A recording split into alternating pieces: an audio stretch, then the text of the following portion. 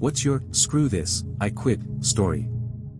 I interviewed for a corporate accounting role because public accounting meant much less pay and a lot more hours. During the interview I was told I could show up between 8 and 9 and leave between 4 and 5. There would be no more working late nights or having to work on weekends, which sounded great. I took the job, and within 2 months I realized they had lied through their teeth. First off, there was absolutely no training on their processes. I was given enough work for 3 people with no direction on how to do it. My manager was so scatterbrained he could never give me any help when I asked. No one talked for 8 hours a day, and it was just an unbelievably bad work culture.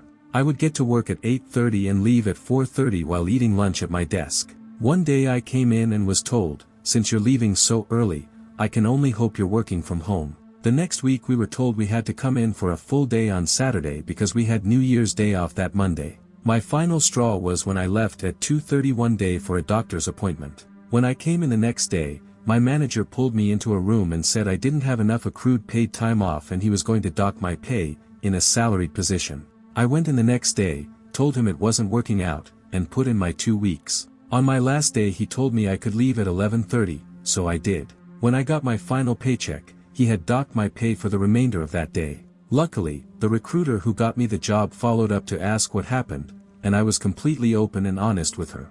Apparently that manager has a very high turnover rate for the position I was in, and the recruiter told me the chief financial officer is looking into replacing him.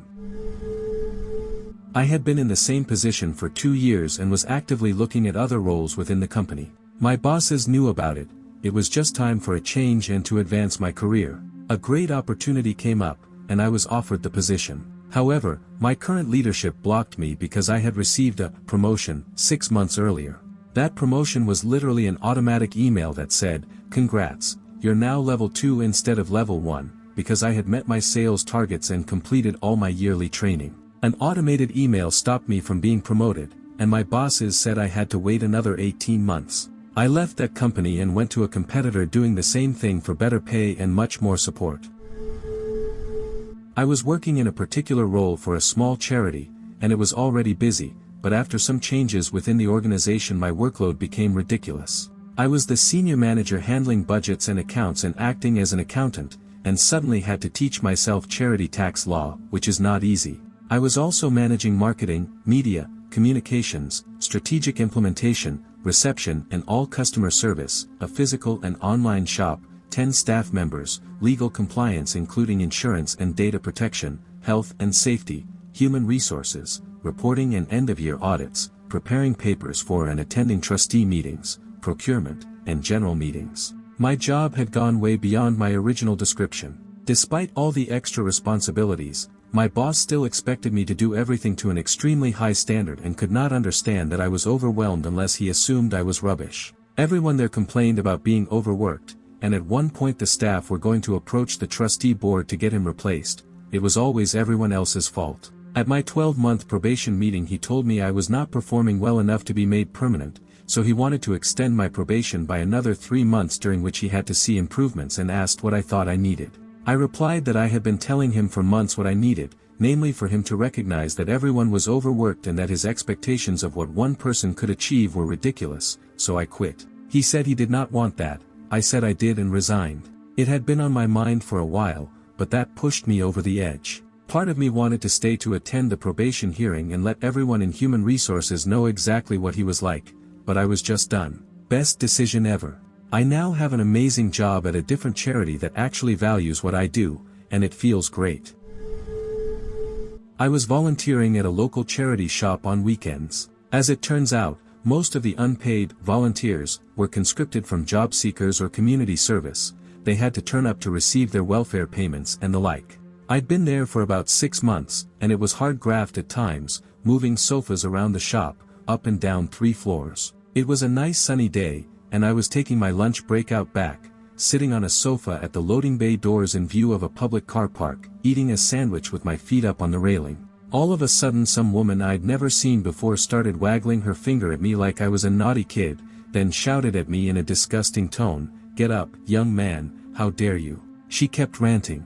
I was like, who the hell is this? She can get stuffed. Slowly I got up and moved inside. It turned out she was the area manager. She pissed me off so badly.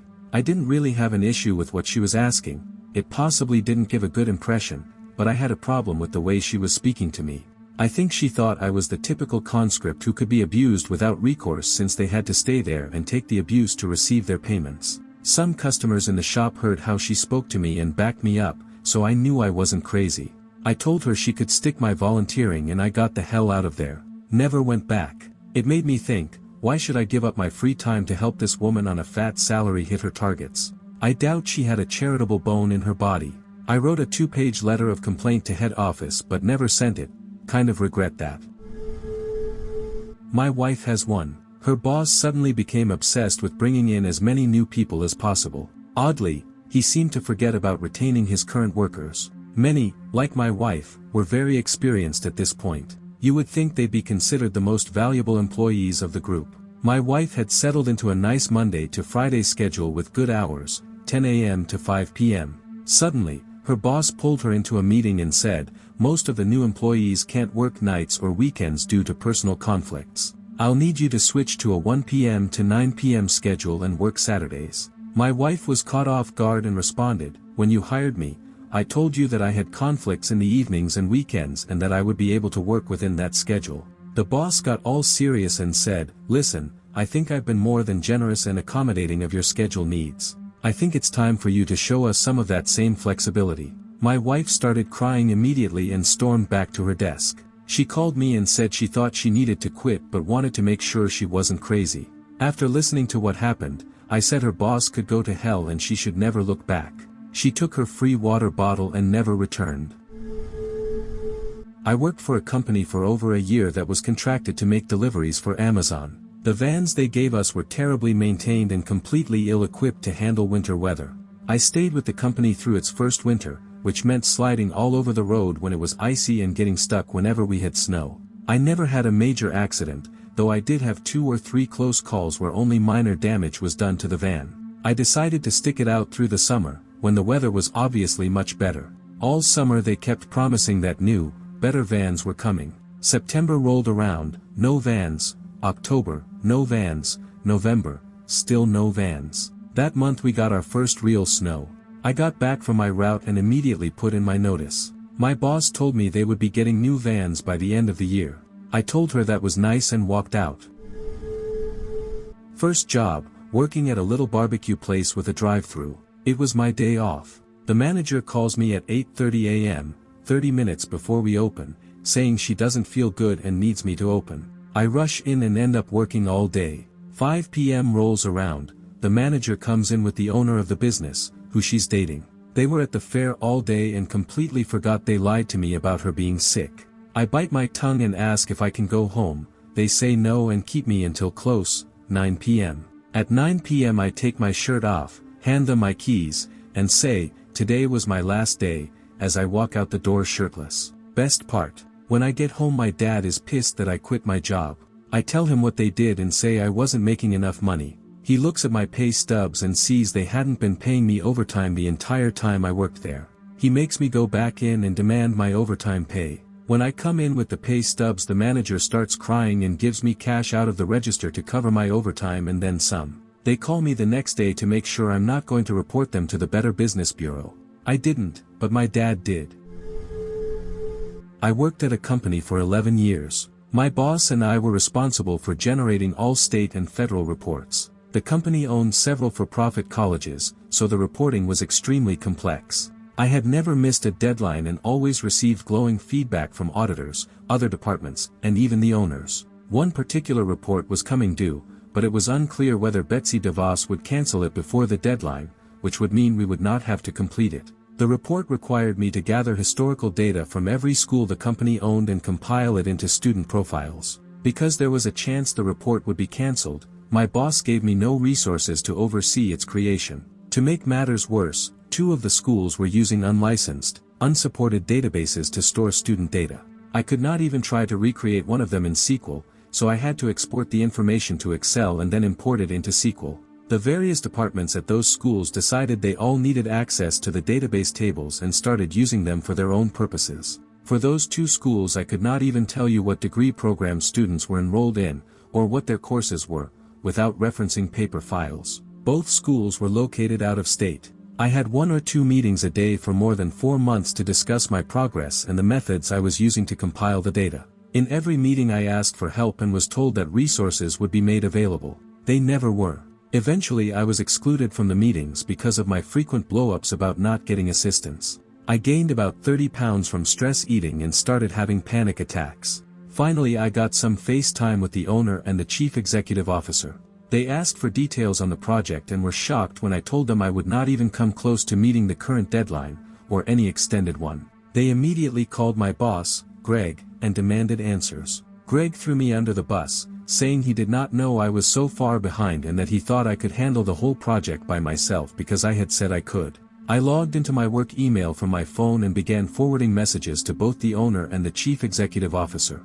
I told my boss to get lost in front of everyone and walked out. When I got home I told my wife what had happened. She wrote my resignation letter, and I turned it in that night.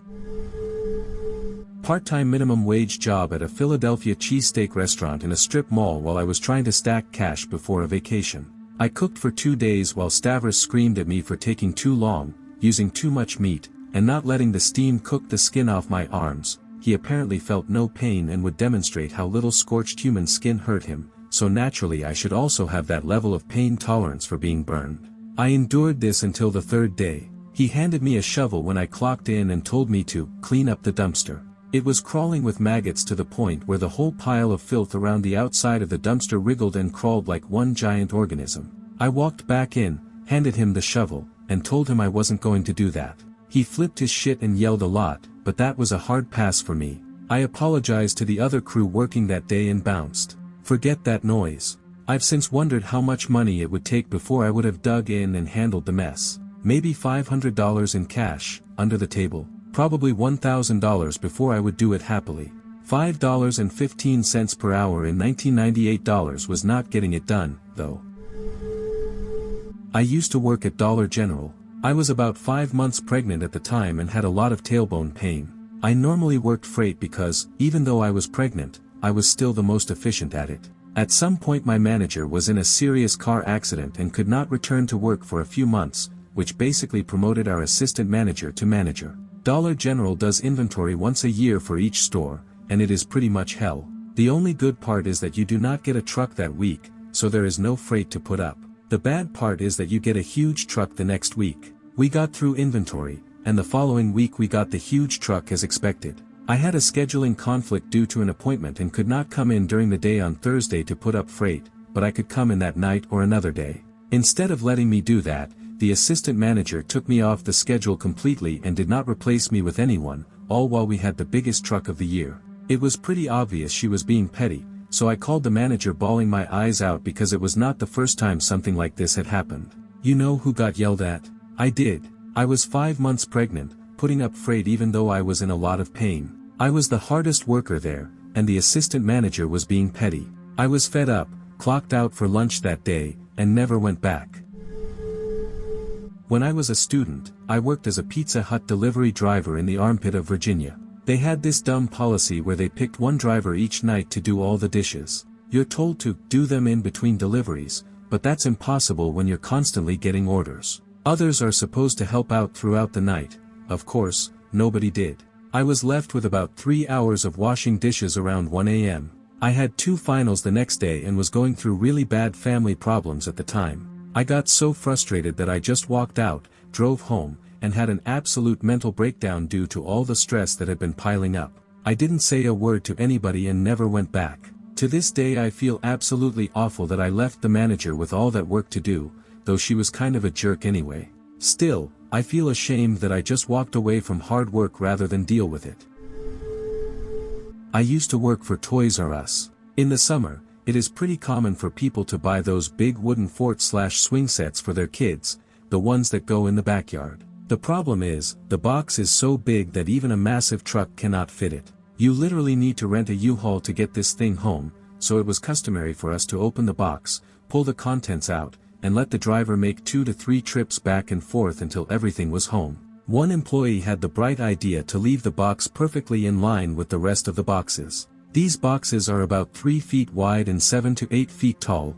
You can walk inside them with zero issues. Instead of disposing of the box, which was a task in its own right, he closed it back up and later returned with tons of books from the kids section, those small foam chairs kids sit in while watching TV, and candy from the birthday aisle. He would sit in there for huge portions of his shift, eat candy, read children's books, and sleep.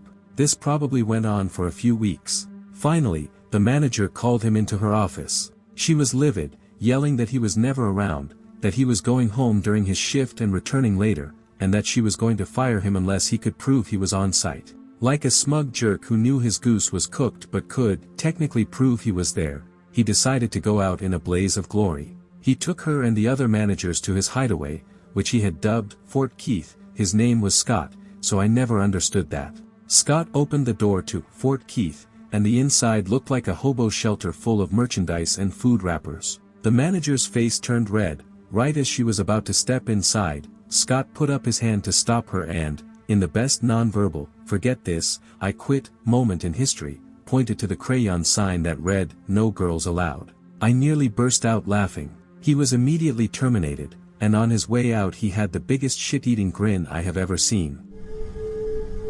I was 20 and had been working in a call center for just over a year when I was promoted to assistant manager with a new compensation structure identical to the other assistant managers. Basically, you got your wage, a very small percent of the total office revenue, and then 10% of your own revenue from when you worked on the phone. My immediate manager and office supervisor set this up without confirming it with the regional manager, who was on a 2-month vacation in the Dominican Republic. When I got my first check after being promoted, there was no bonus. I was told it would be corrected soon. When I got my second check, there was still no bonus. Again, I was told it would be corrected soon. After my third check arrived with no bonus, I was informed we had to wait for the regional manager to authorize it. I was being paid weekly and worked another 4 weeks under the premise that I'd get a lump sum when the regional manager returned. The problem was that I sold significantly more than the other assistant manager, so the back pay had grown to such a large amount that, when the regional manager did return, he questioned why the office manager had given me this structure.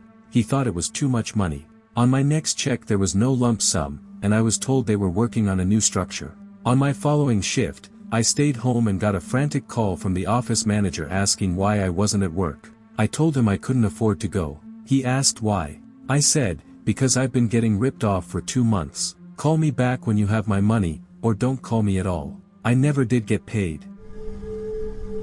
I worked as a cashier for a small chain of pharmacies back in 2006. Because I was so easygoing, they scheduled me with the nastiest coworker they had. After all, why fire someone when you can just ignore the problem and pass it to someone else? She had me running her personal errands for months, demanded that I cash her checks, pick up her dinner, and even tried to make me buy her breakfast on my way in. One day she sent me out at the start of our shift to pick up her dinner. I did not buy anything for myself because I always ate halfway through my shift and refused to give up my single break for her. When it came time for me to grab my own food, she refused. She claimed the break I had taken right after clocking in to fetch her dinner also counted as my break. She eventually relented and said if I wanted to get my own food I could clock out, even though I had been told I would always be paid for my 15-minute break. I was really furious, so I called my mom and said I wanted to quit. I hated the job, I hated that troll, and my boss was almost as bad. She said, "Then quit." I asked, "Right now, or should I give notice?" She said, "Forget it, you're young, it is just a shit job to keep you busy before college. It is not your life. Quit." So I did. My mom was so angry that she came over, too. She walked right up to my supervisor and said, "My daughter does not need this lousy job or your lousy attitude, she is leaving," and we both walked out. The supervisor was left alone mid-shift at about 7 p.m. with no staff willing to fill in, so I am pretty sure the boss had to get off her backside and run the register herself. I worked at a restaurant in Christchurch, which, because of the earthquake, has limited job opportunities outside construction. The owner wanted us to arrive half an hour before our shifts, work until the scheduled start time, and then clock in. It was a split shift, and she expected the same for the second half. At the end of the day she gave us until 10 p.m. to clean and finish, signed us out at 10 p.m. before she left, and yet we still got dockets past 10:30 p.m. The next morning I was there 30 minutes before my shift when the head chef bolted in and asked me if the owner was on site. I said no, and he was relieved she would not know. 30 minutes later I saw him clock in. I thought, screw this noise, went to her mid-shift, and said I quit. She was surprised and surprisingly upset. I explained I was not working 2 hours for free every day. She claimed the doors were locked at 10 p.m. the night before, so I showed her the receipts for 5 dockets that came in between 10 p.m. and 11 p.m. She said she was shocked and asked me to stay. I said it had not worked out. To her credit, she paid me for the full day and the previous day, including the extra 2 hours, and said she was not there to rip anyone off. The problem was that nobody had stood up to her. With very few restaurants in CHC, I reckon the staff just put up with it and accepted it. Started my first job at 15 as a dishwasher for a friend's family's new Korean restaurant. They were my neighbors. My typical workday was 4 p.m. to 9 p.m. on the clock. Afterwards I was expected to stay and help close shop, and instead of getting paid for those extra 3 hours I was given a meal as compensation. To be fair, there are laws prohibiting minors from working too long or too late, and honestly I did not mind because the food was incredible. After about a year I was 16, and due to the minimal wait staff I was expected to work as a waiter/busboy in between dishes. Fair enough, I was getting sick of the same old anyway. So I came in during the week to start training, and since they knew I was already familiar with the menu and whatnot, I was not a shadow, I was just on my own and winging it. I made a mistake, i.e., not remembering soup or salad, so I went back upstairs to ask, and when I returned with my answer I was insulted by my manager for not taking this seriously enough. Alright, a couple of months go by and I am waiting tables and dishwashing, all while being micromanaged by my manager. One weekend a Mardi Gras parade was being held downtown where the restaurant is located, so it would easily be one of our busiest days that year. I was scheduled for 4 p.m. to 10 p.m., but they asked if I would come in that morning around 8 or so. About an hour or two into my new shift there was a mountain of dishes I was expected to maintain while also waiting tables. My manager walks into the back where I am and the dialogue goes like this. Leify, what are you doing? Washing dishes? Go ask table 6 if they need refills. Yes ma'am. I walk out the back to the front of the store while she is tailgating me and pick up the pitcher of water. As I pick it up she asks, do you even know what you are doing? At this point I am pretty fed up and kindly respond with, yeah, I know how to pour water. She did not like that and told me that I need to look at her with respect and that if I did not like it here I should just leave. So I left them with mountains of dishes and thirsty customers. Know your worth.